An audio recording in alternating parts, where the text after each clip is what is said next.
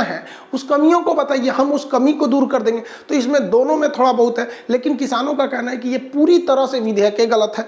अब इसमें किसानों को भी थोड़ा सा मैनेज करना पड़ेगा, सरकार को भी करना पड़ेगा। अब सरकार इनको खाना खिलाने के लिए दी तो ये लोग अपने फुल मूड में थे, ये लोग अपना खाना खुद लेके आए थे कि भैया हम खुद खा लेंगे। वहीं विज्ञान कांग्रेस की ग्राउंड में इन लोगों ने अपना खुद का खाना खा लिया था। अब भैया गवर्नमेंट को कहना है कि भैया हम आपकी बातों को लेकर रेडी हैं अब, लेकिन ये लोग भी अपनी बात पर पूरी तरह से तुले हुए हैं। हद तो तब हो गई जब कुछ लोग इस बात पर सवाल उठाने लगे कि इन्हें फंडिंग कौन कर रहा है, इतने बड़े भीड़ को खाना कौन खिला रहा है। अरे भाई बुद्धि नाम की चीज़ नहीं है क्या?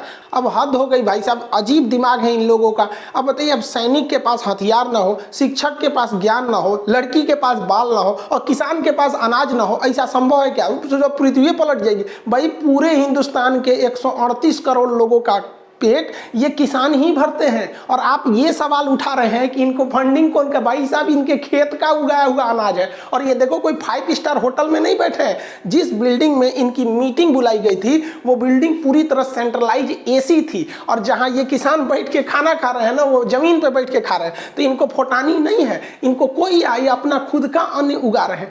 ये कहाँ से आप सवाल पूछते हैं कि इनको पास अन्न कहाँ से आ रहा है? जो ये सवाल पूछते हैं कि इनको खाना कौन खिला रहा है, हम आपको भी कहते हैं कि जिस दिन दुनिया में भूखमरी आ जाएगी, पूरी दुनिया अगर खाना देने से आपको मना कर दे तो वाहे गुरु के आप किसी भी गुरुद्वारा में चले जाइएगा, आपका वहाँ पेट भर के खिलाया जाएगा और बिना आपका जाति धर्म पूछे भरपेट खिलाया जाएगा। हम लोग भी जब स्टूडेंट लाइफ में थे ना, तो कभी कभी मतलब फाइनेंशियल प्रॉब्लम की वजह से हम लोग भी गुरुद्वारा में ही खाना खाएं। तो हम लोग को ये पता है, आज भी आपको पता होगा कि दिल्ली के शीशगढ़ गुरुद्वारा हो गए या जितने भी गुरुद्वारा हो गए, वहाँ खाने लंगर में पूरी बंटवाए जाते हैं खाना। और जो ये सवाल पूछते हैं, हम उनसे एक सवाल पूछते हैं, क्या आप ये सवाल पूछ सकते हैं कि चुनाव में 20-20 हेलीकॉप्टर कहाँ से आते हैं, इनके पैसे कौन दिए जाते हैं?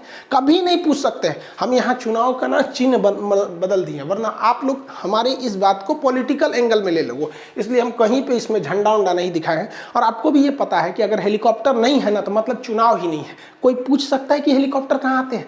फॉर्च्यूनर, इंडिगो और स्कॉर्पियो, ये गाड़ियों को एक टैगलाइन मिल चुका है कि भैया नेताओं की गाड़ी है। फॉर्च्यूनर देख के किसी को लगता है कि नेता के 40 लाख की गाड़ी कहाँ से आ गई? आप पूछ सकते हैं? नहीं पूछ सकते हैं। लेकिन आप ये जरूर पूछेंगे कि एक टाइम का किसान खाना कहाँ से खा रहा है? भैया उसने खेत में उगाया है। आप अपने से पूछिए ना कि आप जो खाना खा रहे हैं वो कहाँ से उगाया गया है। यहाँ पर आज से 100 साल पहले, ठीक 100 साल पहले महात्मा गांधी ने एक असहयोग आंदोलन चलाया था कि भैया हम सरकार से लड़ाई झगड़ा नहीं करेंगे, हम प्यार से अपनी मांग को मनवाएंगे और उसका असहयोग करेंगे, उनकी दी हुई चीज़ों का बहिष्कार करेंगे। 100 साल बाद इसी असहयोग आंदोलन को दोहराया जा रहा है। सरकार के दिए गए खाने को किसानों ने क्या कर दिया? बहिष्कार कर दिया।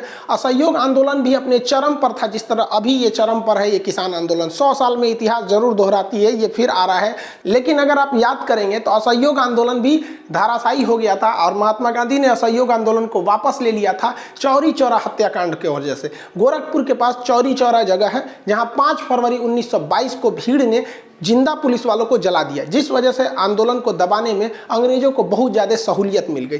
तो देखिए, अगर आप इतिहास पढ़े हैं और आपको पता है कि किस तरह से असहयोग आंदोलन चालू हुआ, तो सरकार को भी पता है कि किस तरह से दबाया गया था, जिसमें सबसे आराम से ये खालिस्तान वाले, भाई ये खालिस्तान वाले जो किसान हैं उनको भी कहते हैं कि आपकी ओर से अगर कोई उल्टे सीधे नारे लगा रहे हैं, खालिस्तान जिंदाबाद बोल रहा है या भारत सरकार को या प्रधानमंत्री को उल्टा सीधा बोल रहा है, तो आप ये समझिए कि आप अपनी भीड़ में एक बम पाले हुए हैं, वो आप ही के लिए डिस्टर्ब कर देगा। वहाँ पर सरकार को ये बहाना मिल जाएगा। और ऐसा नहीं है कि ऐसे नारे नहीं लगे गए हैं, ये कह देना कि नहीं ये एकदम नहीं है तो ये गलत है।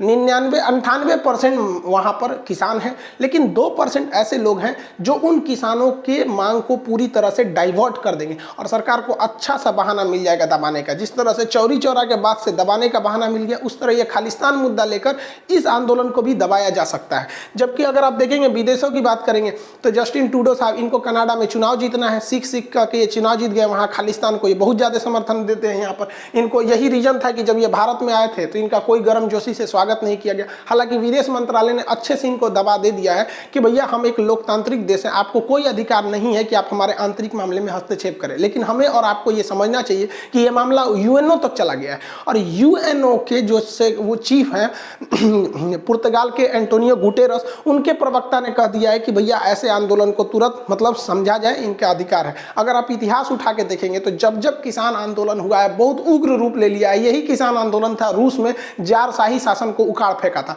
इसलिए सरकार को भी इसे मतलब हल्के में नहीं लेना चाहिए। हालांकि यूएन का जो टिप्पणी है वो काफ़ी चिंताजनक है। जस्टिन ट्रूडो साहब से ऐसी ही उम्मीद की जाती थी, क्योंकि इनका आदत है दूसरे के मामले में टांग लड़ाने का। अब आप खुद ही देख लीजिए ना, यहाँ पर अगर आप ध्यान देंगे तो ये ट्रंप साहब है, ये देखिए ये जस्टिन ट्रूडो है, ये ट्रंप है। इनको क्या जरूरत है ट्रंप की मेहरारू से भी नहीं देखा, इसको देखिए ये मिलियाना ट्रंप, ये बेचारा घुसिया का चल गया यहाँ पर। इसको आदतें है भाई साहब दूसरे के चीज़ में टांग लड़ाने का। तो भाई ट्रूडो साहब हमारे किसान हैं, हम समझा लेंगे। हम ये मानते हैं कि आपको चुनाव जीतना है, आप ये इंडिया में भी होता है, चुनाव जीतने के लिए कुछ भी कर दो। हाथ जोड़ के विनती करते हैं, आप भारत में आइए, वसुधैव कुटुंबकम, आपकी इज्जत की जाएगी, बहुत अच्छे से इज्जत की जाएगी। लेकिन हमारे आंतरिक मामले में आप मत टांग लड़ाइए, समझ में आएगा कि नहीं, वरना आधा कनाडा खालिस्तान हो जाएगा। देखिए कोई भी सरकार हो, चाहे